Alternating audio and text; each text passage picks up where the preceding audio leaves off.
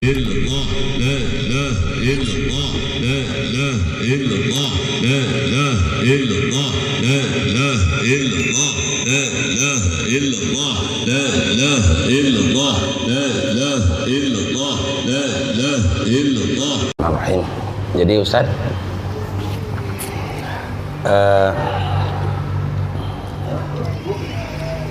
bagaimana teknik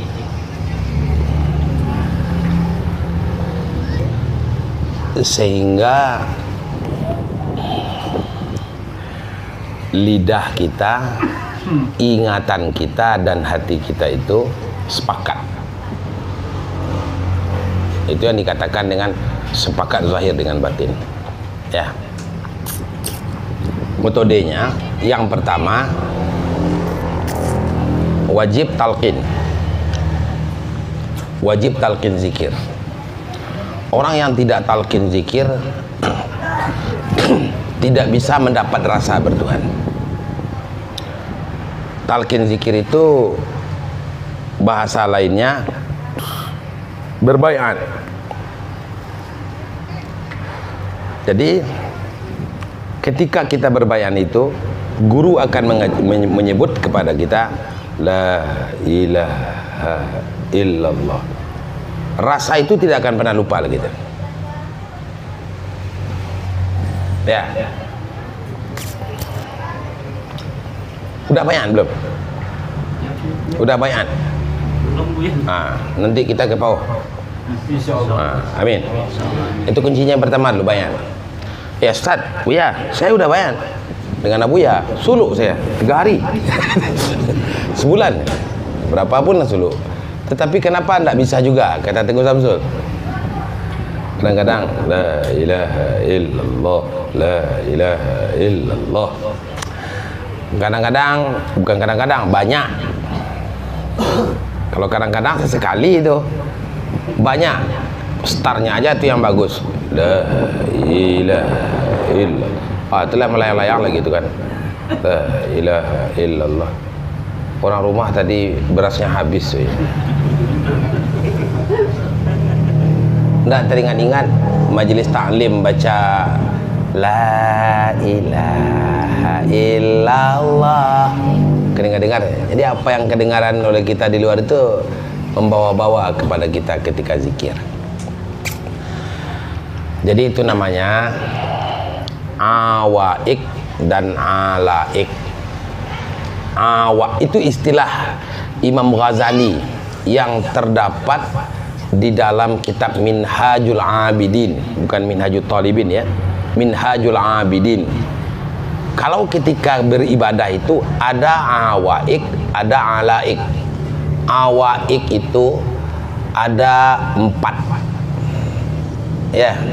Yang pertama awaik itu adalah ad-dunya wa ma fiha. Dunia dengan segala isinya membuat kita itu tidak sepakat zahir dengan batin. Ya. Semakin banyak kekayaan kita, semakin susah kita ngurusnya. Betul, Pak, betul? Kalau sedikit kekayaan kita, kalau lari ke sini, tidak perlu kita kunci rumah kan? Tapi kalau ada emas di rumah, ada intan, ada berlian, ada TV, ada handphone, ada gosokan, ada kulkas, ada apa tuh, mahal-mahal. Kalau untuk datang ke tempat ibadahnya ya, kita membutuhkan repot dulu, pintu ditutup.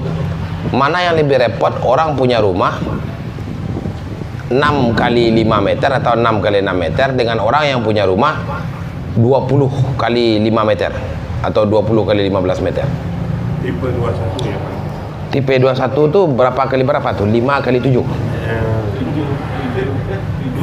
Dia 21 meter persegi. 21 meter persegi berapa lah tuh? 3 kali 7 itu? 5 kali 4,5. 5 kali 4,5. Cobalah pakai rumah tipe 21. Tidak serepot punya tipe 36. Pakai rumah tipe 36. Tidak serepot punya rumah tipe 41 atau 48 atau tipe 100. Ya. Atau punya ruko 7 tingkat. Repot. kan repot wali kan, naik turunnya payah wali kan. Niatnya olahraga. Itu niat olahraga. Nah, itu penghalang. Maka itulah sebabnya cara menghilangkan dunia itu ditunjukkan oleh Nabi, letakkanlah dunia itu di saku, jangan di hati.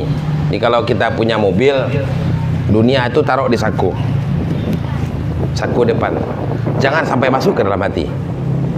Kalau dia masuk ke dalam hati, membawa pikiran kita di waktu kita berzikir kepada Allah. Nah, buyar. Itu yang pertama loh. Baik. Yang kedua, an-nafsu wa hawaha. Nafsu dengan segala keinginannya. Keinginan nafsu itu banyak. Baik keinginan dunia atau keinginan akhirat. Tidak, harus berlepas diri kita di sana.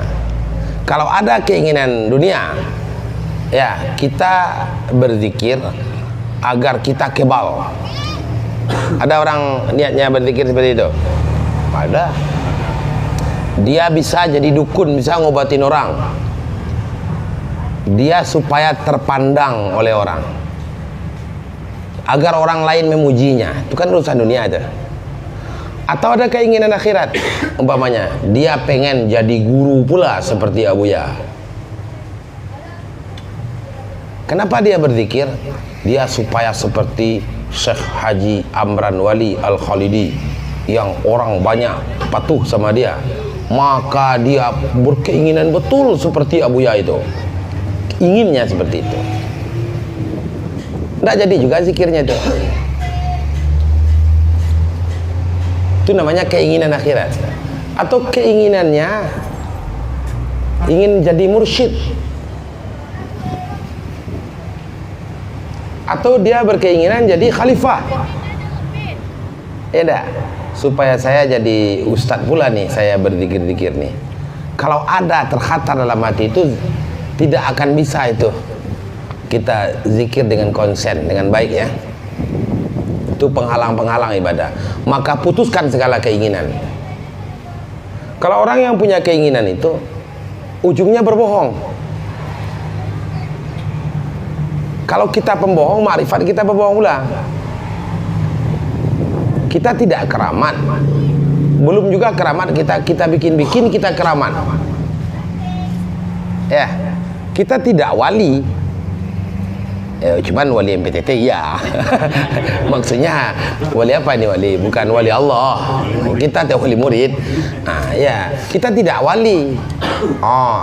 Seolah-olah picingkan pula mata, pejamkan mata. Ya. Tadi kamu tadi lihat saya enggak di Nagoya? Ya. Bapak lihat saya tadi kan di Tiban. Saya memang begitu. Saya bisa ada di satu tempat tuh tiga tempat di satu saat. Itu namanya orang keburu ingin jadi wali. Itu keinginan seperti itu akan menghalangi ibadah ya. Kemudian apa lagi? Dunia wa mafia. Yang ketiga,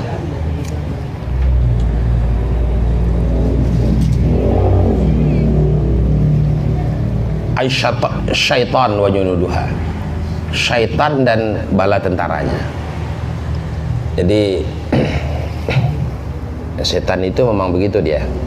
Ya. Setan itu suka mengganggu kita, tapi itu gangguannya yang ketiga aja, sedikit aja. So kalau setan ini gampang mengusirnya. Kebaca auzubillahi minasyaitonirrajim aja lari setan. Takbir aja kita Allahu Akbar, lintang pukang setan lari.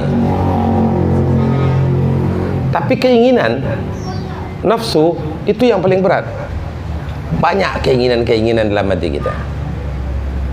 Kemudian apa lagi? Alaiknya apa? Khatir. Khatir itu apa? Goresan-goresan hati kita. Kepada teman, kepada guru. Maka pernah didoakan para ulama tasawuf berdoa, ya Allah, Engkau tutuplah di mataku aib guruku. Tak mungkin orang tak punya aib di dunia. Ya Allah, Engkau tutuplah di mataku aib guruku. Kalau sudah khatar hati kita kepada guru, ada keraguan-raguan kita kepada mursyid itu tidak sampai itu makrifat kita, susah sekali. Maka orang akan mencewang, pikirannya itu menerawang, bukan konsen kepada berpikir. Kalau tekniknya itu cara-cara dan penghalangnya. Langkahnya gimana? Langkahnya wajib dilangkahkan selangkah demi selangkah demi selangkah. Jangan pengen kita langsung melihat kebesaran Allah. Nggak begitu. Ya. Dalam hadis dikatakan mutu qabla an tamutu. Belajar kita yang pertama dulu. Apa itu? Mati tabi'i dulu. Sudah pandai kita mati tabi'i, belajar kita mati maknawi. Sudah pandai kita mati maknawi, belajar kita mati suri. Sudah pandai kita mati suri, belajar kita mati hisi. Kalau dijalani satu persatu, selangkah demi selangkah, dan kita istiqamah menjalankannya, sebentar aja insya Allah. Syaratnya dulu bai'an dulu, ya. Syaratnya apa dulu? Bai'an. Yang belum bai'an segeralah bai'an. Cari duit. Kalau ndak ada duit, bongkar bank orang. Coba itu ajaran sesat itu. Ya, ya, berusaha kita agar kita mendapatkan dana untuk bisa itu caranya. Bagaimana cara melaksanakannya? Cara melaksanakannya bagaimana yang saya sebutkan tadi. Yang pertama, sempurnakan wudunya. Yang kedua, sempurnakan istighfarnya. Karena tidak ada ajaran tarikat apapun, sepanjang orang itu masih berdosa dan merasa berdosa, dia tidak akan pernah sampai kepada Allah. Jadi kuncinya pada istighfar. Kalau dia betul-betul sudah bertaubat kepada Allah, secara spontan hatinya dengan pikirannya dan dengan lidahnya akan sepakat mengingat Allah. Ya, perkuat istighfar. Udah Buya, saya udah istighfar. Orang istighfar 3 kali 4 kali, saya 25 kali. Apalagi yang berat? Kalau berat bermakrifat seperti itu, maka ada yang lebih ringan. Apa itu yang lebih ringan? Memperbanyak salawat kepada Nabi. Karena hanyalah salawat dengan salawat kepada Nabi itu berlimpah ruahlah tolongan dan bantuan serta syafaat baginda Nabi agar kita bisa dekat dengan Allah. Maka bersalawat kepada Nabi itu satu kemutlakan bagi kita. Jangan 100, 200, 300, 400, tak terhingga salawatnya. Ya, karena salawat itu ada 2 yang diingat. Apa bunyi salawat? Allahumma. Siapa yang kita ingat? Allah. Shalli ala Sayyidina Muhammad. Siapa yang kita ingat lagi? 2. Jadi itu, makanya salawat itu kunci. Jadi itu 2 itu kuncinya. Agar sudah kita bertalkin, kita buangkan segala awaiknya, kita sempurnakan istighfarnya, kita sempurnakan perbanyak salawatnya. Itu barang